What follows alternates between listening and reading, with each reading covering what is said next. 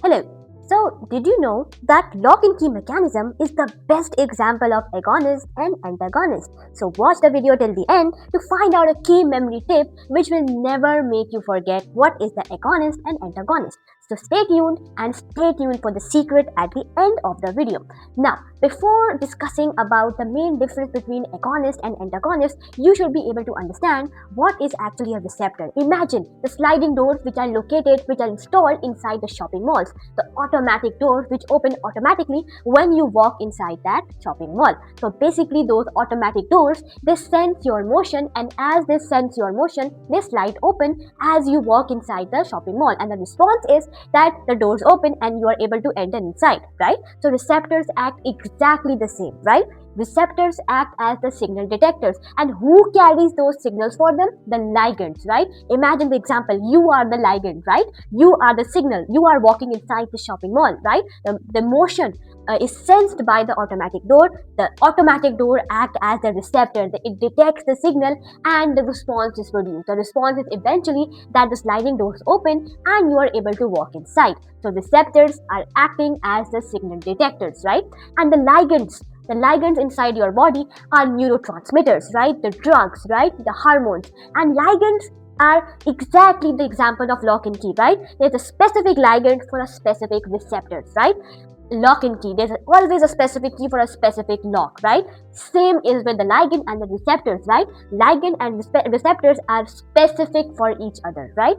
Now, if we consider the basic difference between agonists and antagonists, so agonists are ligands, right? There are two types of ligands, right? Agonists and antagonists. Agonists are those which bind to the receptor, they activate the receptors, right? They activate a receptor, they produce a chemical response, they produce an immune response, right? Whereas an antagonist, it binds to the receptors and blocks the immune response, right? It opposes the action of agonist. Agonist activates the receptors, whereas antagonists inactivates the receptors, right? Agonists can be natural or artificial, right? Natural are those ligands which are naturally produced inside your body, whereas artificial are those which are artificially modified for that specific receptor to bind to and produce a chemical response. For example, the drugs you are taking. For example, you consider a lock and key again, right? When you purchase a specific house or a specific house you are purchasing, there is a specific original key for that house, and if you want many keys of that lock of the lock of that house, you make duplicate keys. So that duplicate keys are artificial keys, right? You modify them to fit exactly into that lock, right? So agonists can be natural or artificial, right?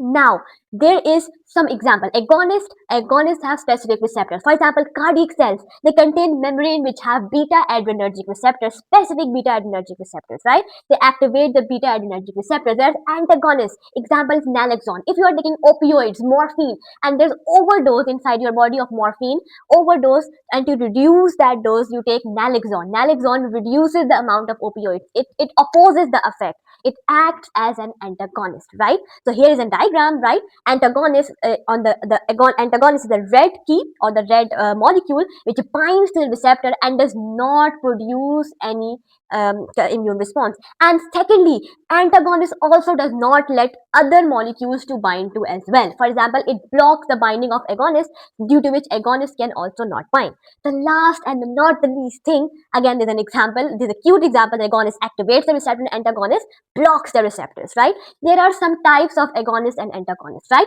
Agonist example is full agonist, partial agonist, and irreversible agonist.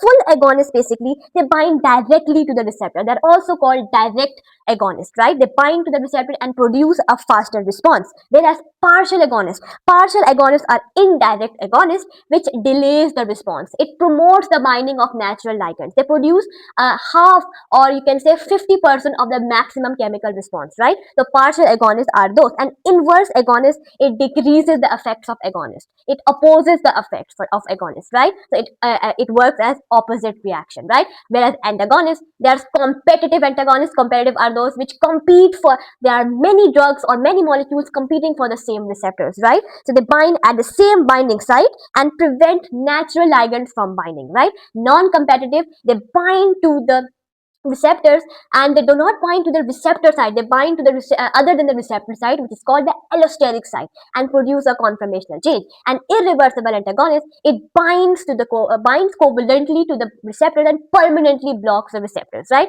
So I hope you will never ever ever forget what is the actual difference between agonist and antagonist. And here is the memory tip. Agonist, how would you remember the agonist? You will press the key and the car will start, right? So that is the right key, right? An antagonist, if you are trying to just put in a fake key, it won't start the car, right? It's a wrong key. So that is an example of antagonist. Thank you so much for watching this video, and if you want other videos on medical concepts, do watch my other videos on the channel, and thank you so much for watching.